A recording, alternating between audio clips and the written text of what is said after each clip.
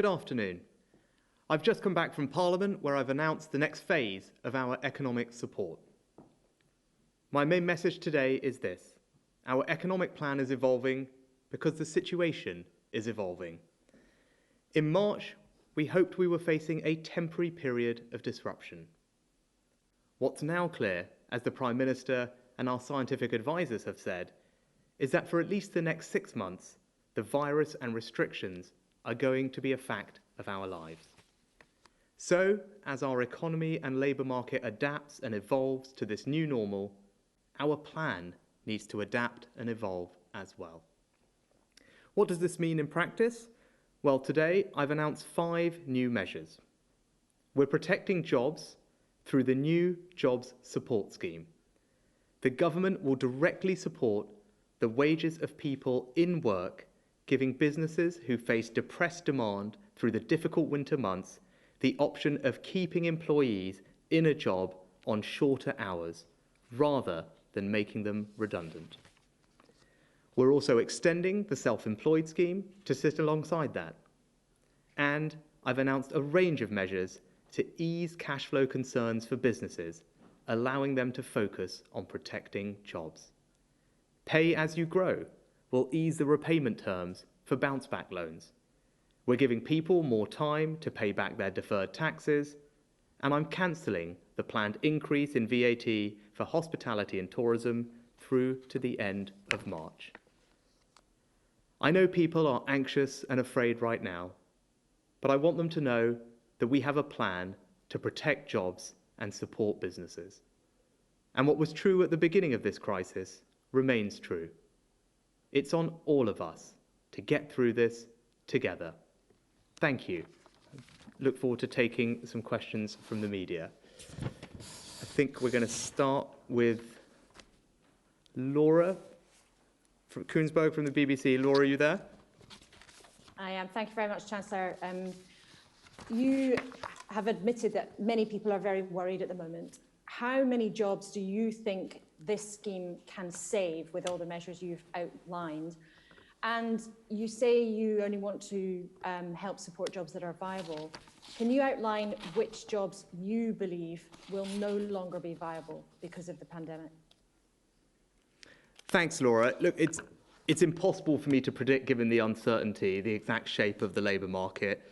As I've said, I can't save every job and I can't protect every single business. And I think when we started the furlough scheme, it was a surprise to everybody, economic commentators alike, the scale of the take-up of that. 9 million people had their jobs protected through the furlough scheme, for example. But my expectation and hope is that this new scheme will be able to benefit large numbers of people and help protect their jobs through the difficult winter months, especially as demand is depressed in their companies.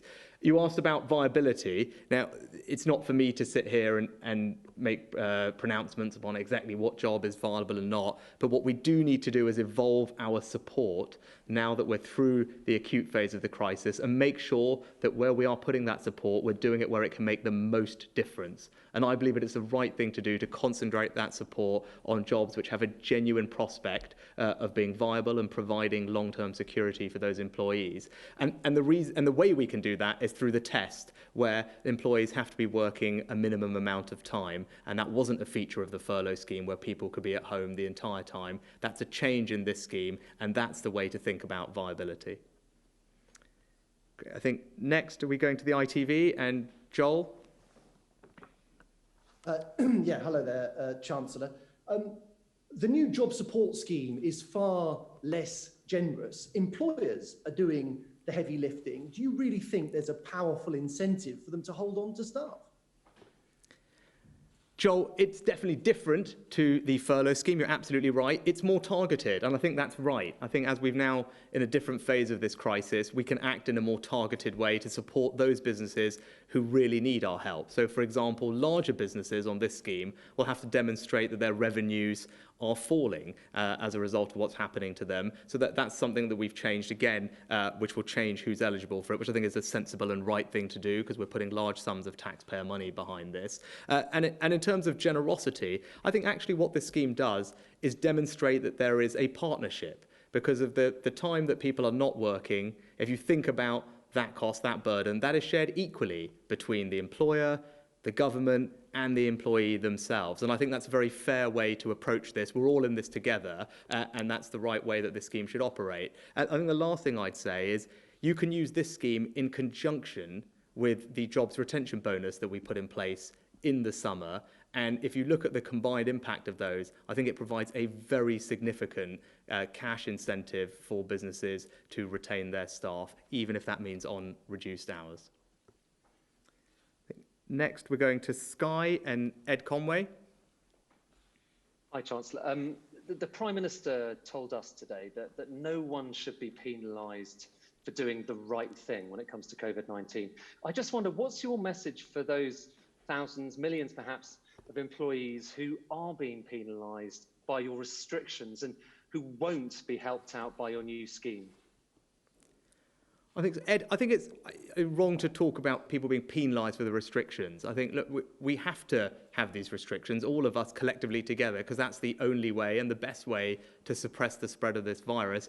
And in the end, that's the best way to protect all of us. So I don't view them quite in the same way. But you're right, we don't want people to be disadvantaged as best we can by what's happening, which is why we've put in place, I think, incredibly generous improvements to our welfare system through the increases in universal credit, the local housing allowance, which helps people with their rental payments if they need it. We created a hardship fund for local authorities, for those of their vulnerable citizens who are struggling with council tax payments. So I think we've put in place a range of things to help the most vulnerable. And most recently, for those who are being told to isolate because of the track and trace system, they, if they need, will have access to a £500 payment to help tide them through that if their earnings are going to see a significant disruption and they need that extra assistance. So I think that demonstrates our commitment to make good on that pledge. We want people to be supported to do the right thing, and throughout all of this, we want to make sure that we protect the most vulnerable in our society. I think next we're going to Channel 4. Is that right? Helio, are you there? Hello? Yes, thank you, Chancellor. I'd really like to pin you down on this question of viability, because people at home will be very anxious about whether their jobs are viable. I mean, we spoke to a sandwich shop owner yesterday who's been in the city for 40 years. I wonder, Chancellor, if you would encourage that shop owner to keep his staff on, despite the fact that trading has gone down 90% since people were told to work from home. Do you think jobs like those, where trading has fallen off completely, are those jobs still viable? Well, I think, Healy, as I said, it's not for me to sit here and make pronouncements on every individual job. What I want to be able to do is provide as much support as possible, given the constraints that we operate in. We obviously can't sustain the same level of things that we were doing at the beginning of this crisis, but nor would it right to do so either, because the situation has evolved. This is now something, as I said earlier, we know is going to be a fact of our lives for a while to come, and that means the economy is going to change and adapt. I can't promise that everyone can go back to the job that they used to have, and that's why, in the summer, we outlined a range of measures to help people find new opportunities. So, for example, we've increased our investment in apprenticeships. We've created the Kickstart scheme. All of that is designed to help people find a new future if the job that they used to have is not one that is going to be there for them now, despite the considerable support we've put in place to try and protect as many of those jobs as possible. Next to Channel 5 and Andy Bell. Andy, good afternoon. Afternoon, Chancellor. The fact is there are still some big sectors of the economy which are absolutely restricted and having terrible difficulties because of restrictions put in by the government. Hospitality is obviously the one that comes to mind. You did have the choice to have the furlough scheme in specific sectors. You've decided not to. People are absolutely clear that there will be jobs lost in areas like hospitality. Are those, as a result of your decision, are those jobs that are going to be lost just the price that now has to be paid for, as you would put it, adapting to the government's response to this pandemic? Andy, you talk about hospitality rightly, because it's an industry that's been particularly affected by what's happened over the last few months and continues to be effective. I think it's probably worth reminding ourselves about what we have done for that industry. So everyone in that industry is not paying any business rates whatsoever this year. That's a significant part of a business's cash flow. We've also provided those businesses with cash grants of £10,000 or £25,000, something that was not available for other industries and has made an enormous difference to almost 1 million small and medium-sized businesses. Obviously, we had the initiatives over the summer to help try and catalyse demand in that industry, and the VAT cut from 20% to 5%, which is worth billions of pounds of support to that industry. And obviously I announced today that that VAT cut, which was meant to expire in January, will be pushed out through to the spring at the end of March. So I think, that represents a considerable amount of support for that industry at what is, I appreciate, a very difficult time. And they will also be able to make use of this new scheme. I think for most people in that industry, they're open and they're operating, but they are having depressed demand. And the scheme that I've outlined today, the job support scheme, is designed to deal with exactly that situation. It helps them reduce their employees' hours. We all chip in to make up some of the difference, and the job can be saved and no one has to be let go. So I think it can help. Next, we go to Times Radio and Tom Newton-Dunn. Good afternoon, Chancellor. Hi, Tom. Hi. You've been very honest in wanting to level with the British public. Perhaps you continue to do so. Can you say with any surety that unemployment won't go over 4 million during this pandemic? And talking directly to the people who will lose their jobs, okay, you don't want to put a number on it, but can you say to them that your interventions are enough to get them back into new work by Christmas? And if not Christmas, then when? Well, Tom, I think I would be lying if I could try and give you precise numbers or timeframes for what's going to happen when. We're dealing with unprecedented economic uncertainty. That's not just me who would say that. I think it would be most economic commentators and forecasters. Of course, unemployment is already rising and will continue to rise. That's a complete tragedy. We've already lost 700,000 jobs. Those people's security is now under threat, which is why I'm doing absolutely everything I can. It remains my number one priority to protect, support and create jobs wherever I can across the economy. Not going to be able to save every job, but I think the interventions we made in the summer to create new jobs, we talked about the Kickstart scheme before. That's a landmark programme to provide job placements for young people who are at risk of long-term unemployment. That will be up and running very shortly. Applications are already coming in. Those young people will start their new jobs in weeks, in the coming months. There will be 250,000 of them over the next year. So some of the actions we've taken are already starting to bear fruit. We're increasing the capacity of our job centres. We've invested in new apprentices at a time where it's difficult. So look, we're throwing everything at it. Things are already happening, but there's a lot of difficult times to come. But I want people to be reassured that we will keep focusing on this. It remains my number one priority. If we go to the Financial Times and Delphine. Hello. Chancellor, you've underlined the need for the support measures to evolve as the situation evolves. Are you still prepared to scale up these measures if, as seems very likely now, we're going to see tougher restrictions over the next couple of months? I think, Delphine, first of all, we've just announced all the measures. So I think that it's important that we let them take hold and implement them. And actually, we're acting in advance of what we know will be a difficult winter economy. I think we know the coming months are going to be tricky, and that's why we've acted with speed. We've been working on these plans for a while. Now was the right time to outline them. They will come into force imminently and make a real difference to businesses on the ground. So I hope you can be reassured by that, and people can be reassured by that we always stand ready to do what's necessary. I've been consistent throughout this crisis that this is an unprecedented situation. It demands a bold response, it demands rapid responses, and it demands creative responses because we haven't dealt with things like this before. So we're going to try new things. I think the job support scheme is an example of that. That's something that has never been tried at this scale in the UK labour market before, and I believe it will make a genuine difference to people's prospects. But if you're asking me if I'm ready to do more as the situation evolves, of course I am, and that's what we have been doing, and that's what we will continue to do as we get through the winter and through to next year. I think next to the Daily Mail, Ruth Sutherland. Ruth, are you there? I'm here. Yes, good afternoon, Chancellor. Hi. Obviously, it's entirely right that we support jobs and we support businesses at this hugely difficult time. But how are you going to pay the bill in the long term?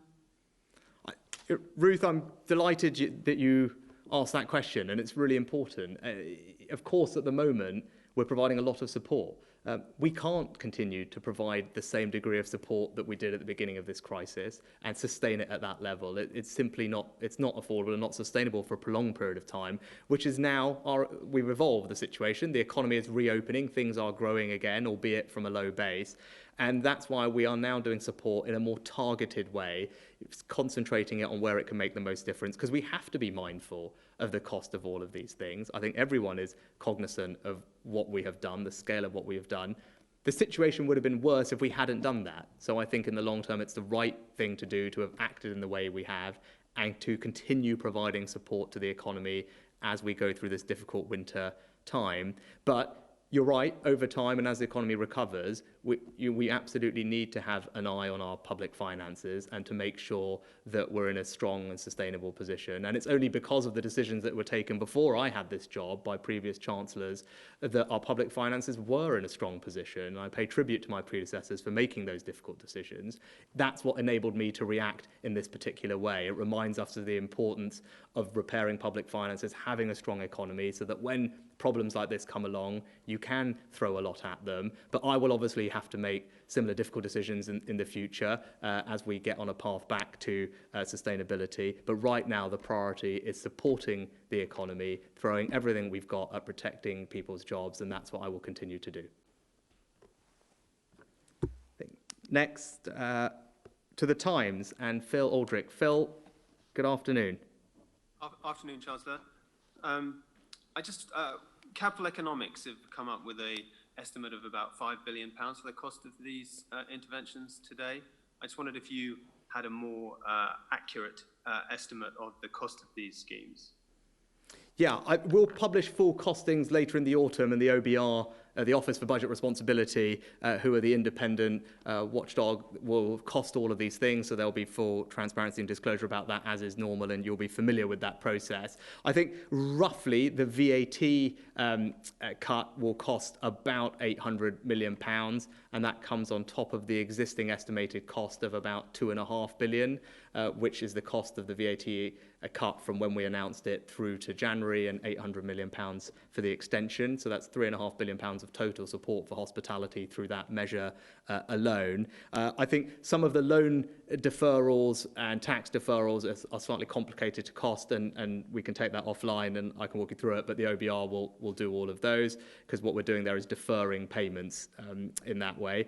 And then obviously the most important thing, the job support scheme, it's very tricky to be precise about exactly how much that will cost, because we don't know the exact take-up. But if I walk you through some rough maths, we know that someone on the furlough scheme today, on average, makes about £1,400 a month.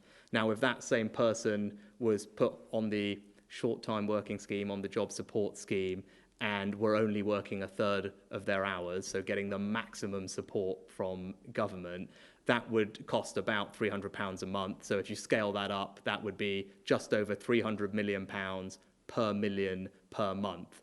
But that assumes that they're only working a third of the time. Clearly, many people will be working more than that, and that assumes the average wages are the same as the current population of our furloughed workers. This scheme is obviously open to everyone, even if they haven't used the furlough scheme before. So we can't be precise, but hopefully that gives you a kind of sense of scale and magnitude. Great. I think next to the Mirror, Lizzie Buchan.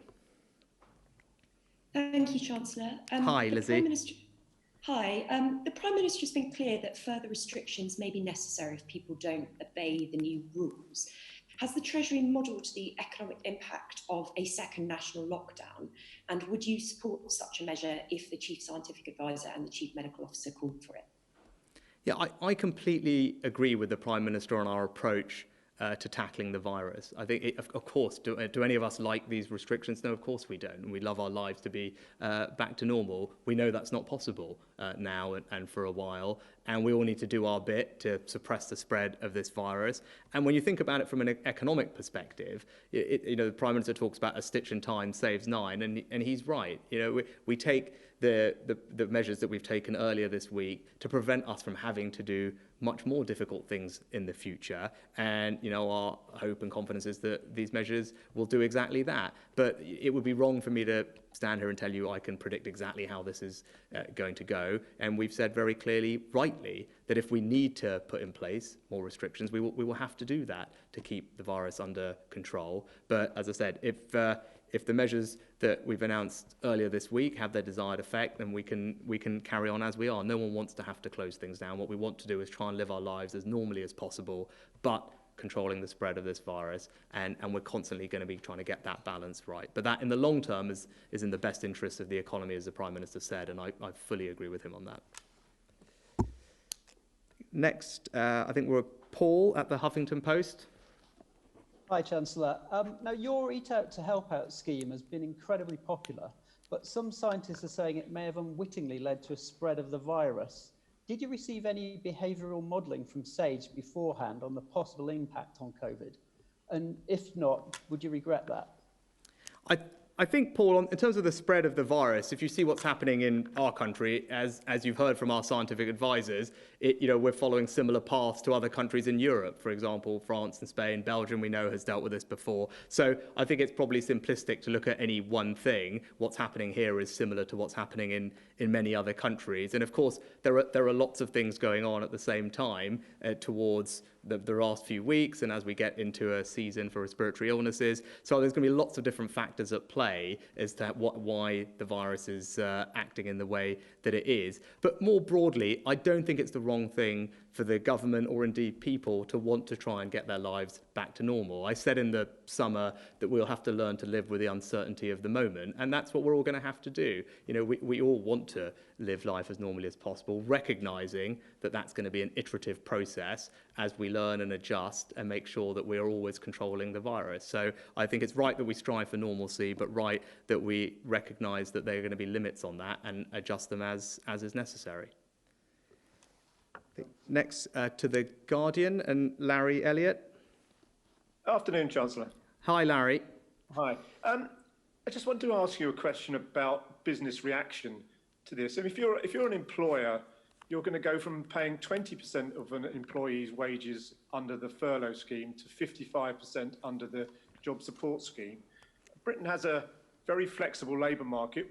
Isn't there a risk that businesses are going to simply just lay people off and then re-employ them part-time as and when or if demand picks up? Because you're quite aware that demand is quite fragile. If you're an employer, isn't there an incentive for you to go down that route rather than take part in the scheme, in which case unemployment is going to go up a lot over the coming months? Larry, I think if you looked at your numbers that you talked about, the 20% going to 55, the big difference in those numbers is if you were only paying 20%, that was because your employee was not doing any work at all for you. So yes, is the company going to be paying more now? They are, because that's on the basis that their employee is actually working a much larger chunk of the time. So I think the thing to look at it is, obviously, for the time an employee is working, it's right that their company pays them their full regular wage.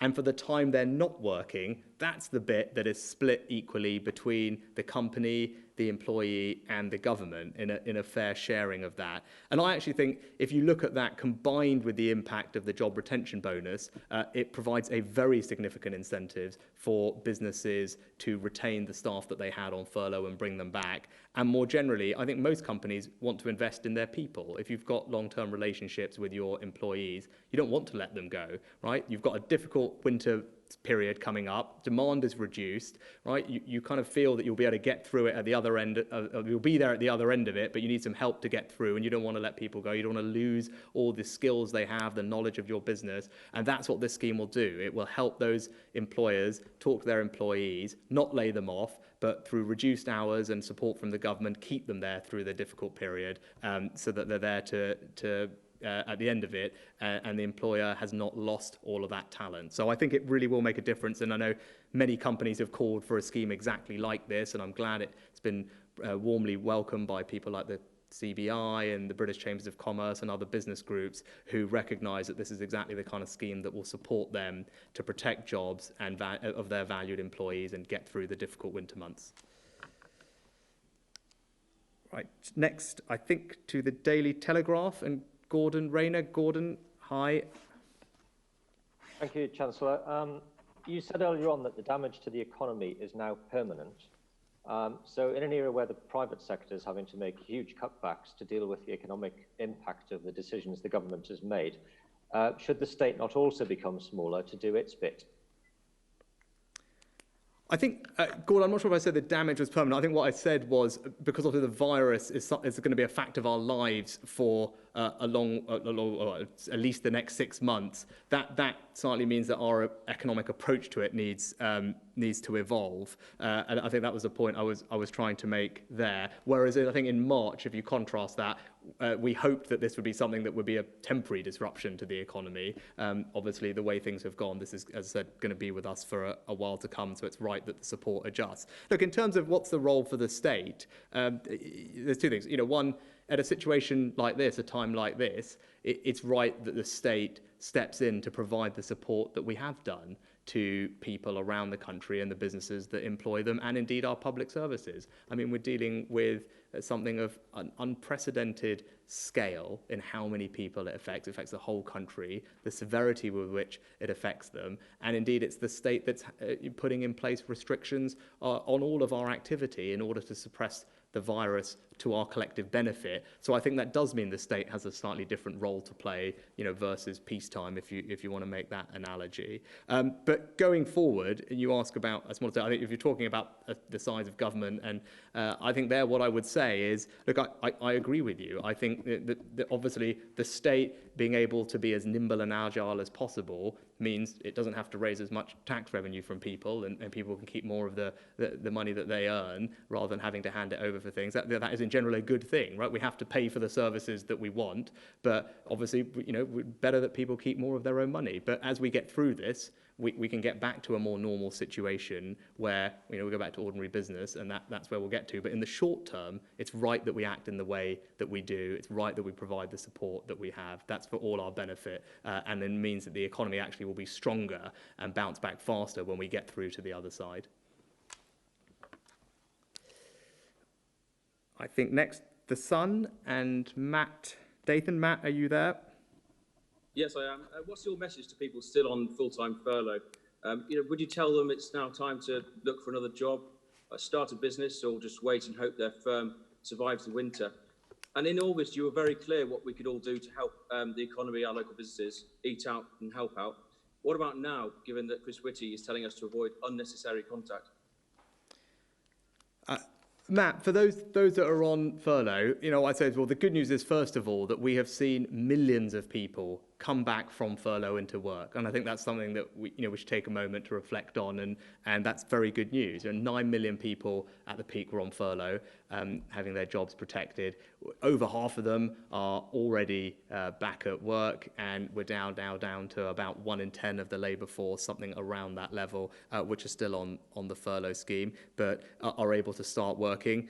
Obviously, we want as many of those people to get back to work as possible. I hope they feel reassured that we're trying to make that a reality through things like the job retention bonus, where we're providing their employer with a significant cash bonus if they're able to bring them back, and even now on a part-time basis, on fewer hours, using the support from the job support scheme.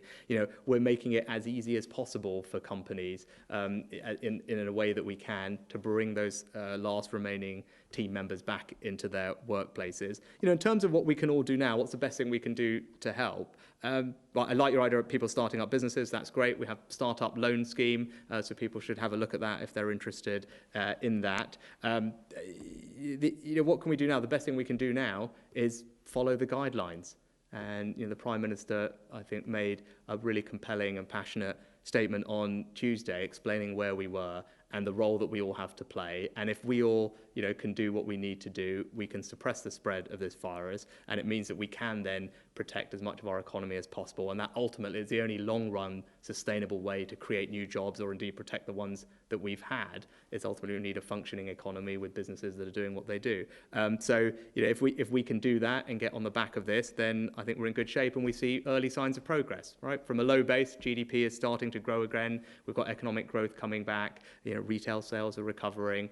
So, we saw that already, and if we can just, follow these new set of restrictions, make it work, then I think we can, look forward with cautious optimism. But it's going to be a difficult few months, and that's why we've acted today to provide a considerable amount of extra support to get through that winter period. And I think lastly to Bloomberg and Alex. Thank you very much, Chancellor. Hundreds of thousands of self-employed people missed out, fell between the cracks of your earlier schemes earlier this year, and they look set to miss out again. What's your message to those people? Is it that they should abandon the careers they've built for themselves and seek alternative work? And if I might just push you on jobs, you've said you can't protect every jobs. A responsible Treasury must have done modelling. How many jobs do you expect to go over coming months? So, Alex, on your first point around self-employed, I think it's probably worth bearing in mind, I think the support that we've put in place for self-employed has been more generous, more comprehensive, and now, as a result of the announcements today, more long-lasting than I think pretty much any country anywhere around the world. And it's benefited around 2.5 million people who are running self-employed small businesses. So I think that's the first thing to say. So I'm proud that we've done that, and I know what a difference it has made. It means that 95% of people who are majority self-employed receive support. Now, obviously, in the past, we have not been able to extend that to people who we don't know about because they've never filed a tax return. Obviously, there's no possible way for us to judge exactly what they've earned, what kind of support they deserve, and that's why we made the decisions we did at the time.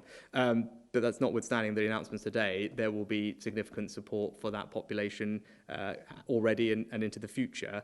And to your last point, I don't, and I can point you to independent forecasters like the Bank of England or the Office for Budget Responsibility, and look, their forecasts don't make for good reading, right? They're forecasting unemployment to go up to high single digits by the end of the year, right? That is a tragedy, but it's not that that's something that's coming. It's already starting to happen. Almost 750,000 people have already lost their job as a result of what's happening to our economy, and that's why it's my number one priority. That's why from the beginning of this crisis, I've been determined to try and protect as many people's jobs as possible. That's why we introduced the furlough scheme. That's why in the summer, as our economy was reopening, I announced the £30 billion plan for jobs to support, create and protect jobs across the United Kingdom, particularly for young people, with initiatives like our Kickstart scheme, which is getting going. And that's why today, to help businesses get through the difficult winter period, we've announced the Job Support Scheme, a radical new policy to help protect as many jobs as possible by chipping in together with an employer to allow them to keep people on part-time work rather than laying them off. So all of this stuff put together, I think, shows you how committed I am and the government is to trying to do everything we can protect as many jobs as possible, especially now at what will be a difficult few months. But I'm confident that we will get through it, and we will get through it together. Thank you very much.